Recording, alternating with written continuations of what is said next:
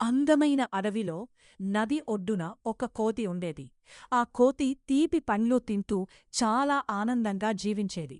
ఒక్కరోజు నదిలో ఒక మొసలి వచ్చింది. కోతి దానికి పండ్లు ఇచ్చింది.